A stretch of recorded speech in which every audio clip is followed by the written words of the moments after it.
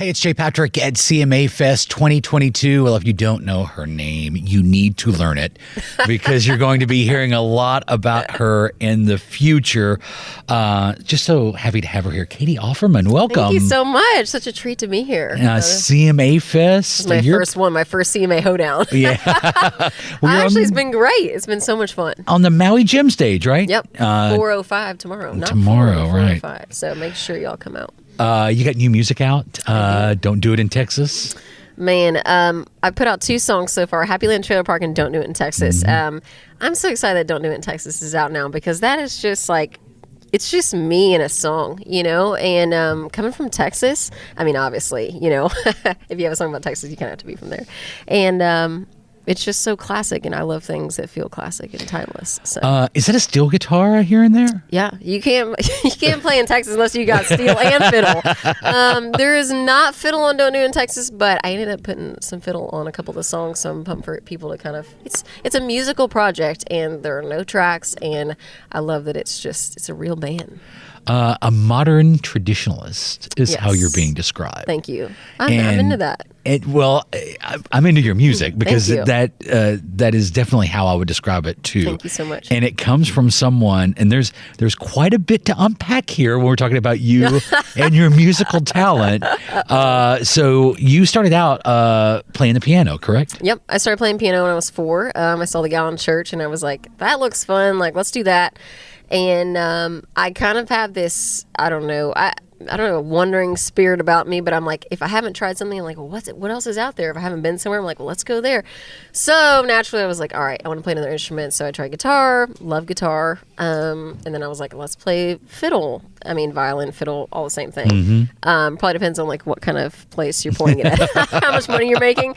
And then I was like, screw it, let's play accordion too. And that kind of opened up my world to playing shows and playing polka music, and then ultimately getting back to my roots of country music because that's the best. So you've been in a Western swing band. Yep. And a polka band. And a polka band. I worked my way up from like uncoolness to coolness, I guess.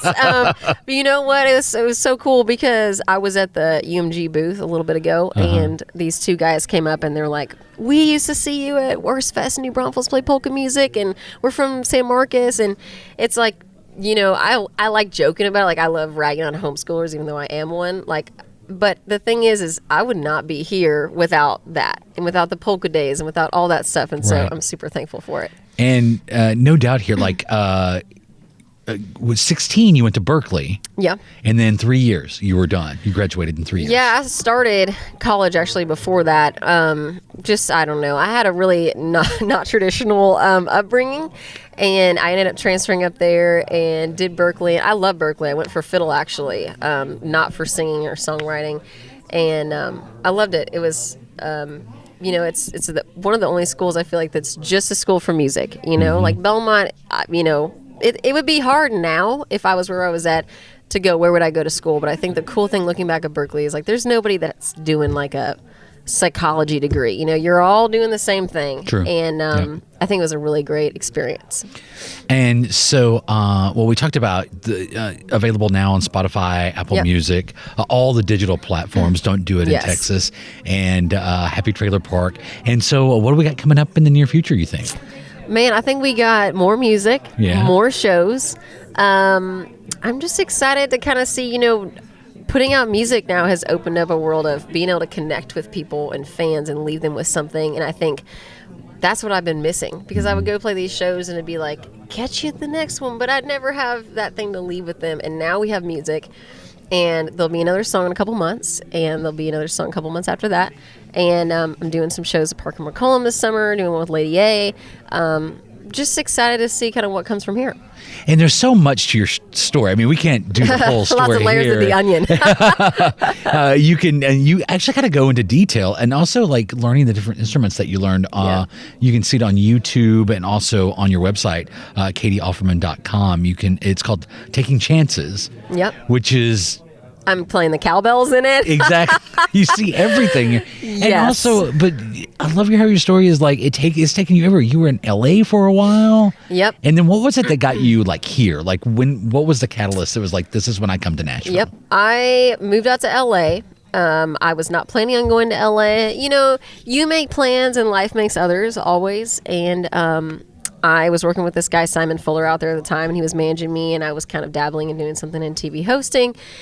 And, you know, like all the, you know, the LA is the world of like making big promises and dreams. And I grew up playing, you know, kind of the blood, sweat, and tears of like playing a show, hitting the road, driving 9 hours across Texas, playing at the Saxon Pub at 1 a.m. just because 5 people might come out, you know, and you do those. And the best compliment in that situation is not to get on some fancy billboard or TV show. It's like just to be called back and to be asked to go play with somebody else or get asked to play again at the Saxon Pub or whatever it was.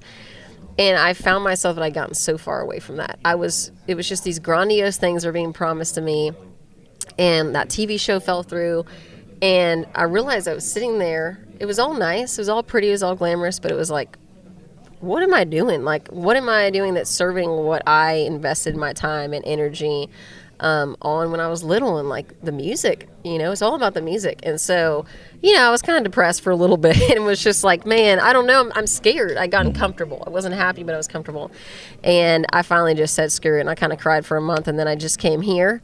And I broke up with my boyfriend in LA, and I went back and got my dog, and I was like, I'm all in here. Because within 5 days of being here, you know, I travel back and forth a lot, but like within 5 days of committing, I was like, I got more friends. I got, you know, more just confidence and faith in the songs that I might be able to write here, and being able to take some fiddle gigs, and it was just way more like home.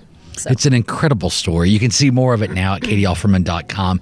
The singles, Happy Land Trailer Park, Don't Do It in Texas, available now on all your digital platforms, Spotify, Apple Music, Amazon Music. Yep. Catie, thank you so much for hanging out with us. Thank you for letting me join you. I'm just such a fan of WSM. I mean, man, I met Charlie and Bill Cody like years ago when I first moved to town at the Opry. You know, I would go there all the time and just sit backstage, and like both of them were just people that were always so kind to me. You know, I'd come on the show a couple times, and I think the world of you guys, and I appreciate y'all just continue to support me. Well, I can't wait to see what's next for you. It's going to be very exciting. I'm very curious. Thanks for having me. Thank you.